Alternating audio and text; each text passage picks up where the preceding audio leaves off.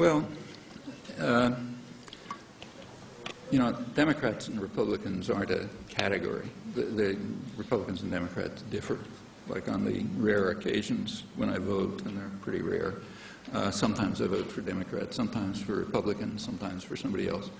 It's not a sharp split. They're two factions of the same party. We have a one-party state with two somewhat different factions with a lot of overlap.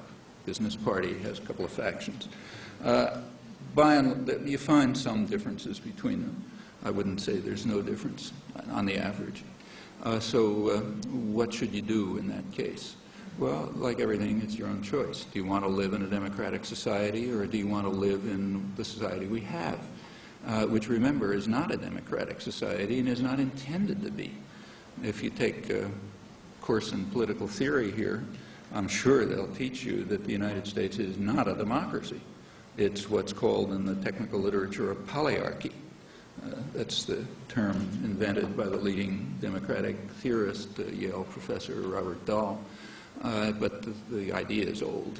It goes way back to James Madison and the foundation of the Constitution. A polyarchy is a system in which power resides in the hands of those who Madison called the wealth of the nation, the responsible class of men, and the rest of the population is fragmented, distracted, allowed to participate. Every couple of years they're allowed to come and say, yes, thank you, why don't you continue for another 4 years? And they have a little choice among the responsible men, the wealth of the nation. That's the way the country was founded. It was founded on the principle explained by Madison in the Constitutional Convention that the primary goal of government is to protect the minority of the opulent against the majority. And then the Constitution was designed to sort of ensure that. There's been a lot of struggle about it over the years. You know, a lot of victories have been won by the public, so it's not the same as it was 2 centuries ago. But that remains. It remains the elite ideal, and it's a constant struggle. And most of the population is well aware of it. So, for example, take the November 2000 election.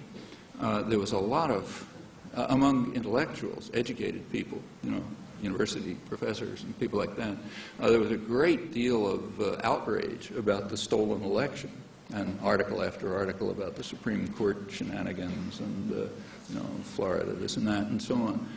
If you read through that literature, which was vast, you notice there was a constant refrain.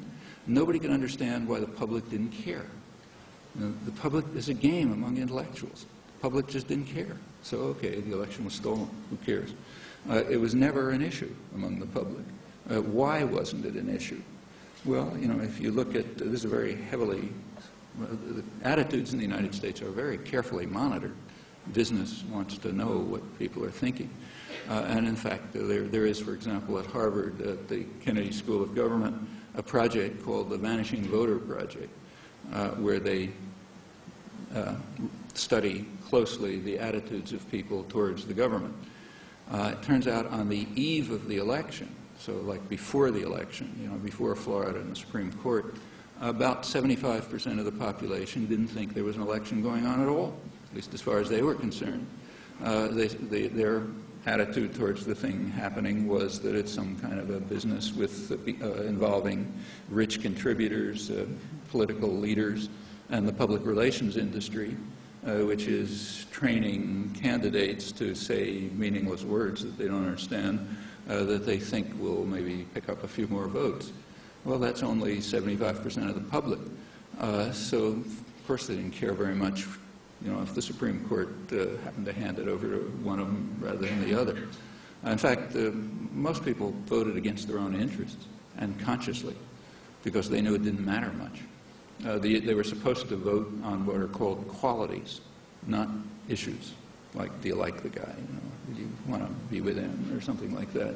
You want to have a drink with him in a bar, you know, something like that. That was the issue in the election. People didn't even know where the candidates stood on issues. And it's not because they're stupid. It was extremely hard to figure out where they stood on issues, and that they're trained to make it hard. And in fact, most of the issues that the public cared about weren't even allowed to come up. So the major issues, if you look at public concerns, The major issues have to do with economic affairs, international economic affairs, what's misleadingly called globalization and the trade deficit and job security and things like that. None of that stuff came up. You can't bring those issues up in the elections. The free trade area of the Americas was coming up. There was going to be a summit of the Americas in a couple of months. Issues on which the public has extremely strong opinions, but none of it could be brought up in the election, and for a very simple reason. If you take a look at attitudes, there's a very sharp split between elite opinion, which is strongly in favor of all of this stuff, and the public, which is strongly opposed to them, and therefore it can't come up in the election. And it didn't. These issues are unmentioned. Virtually nobody knew that the free trade area of the Americas was coming along.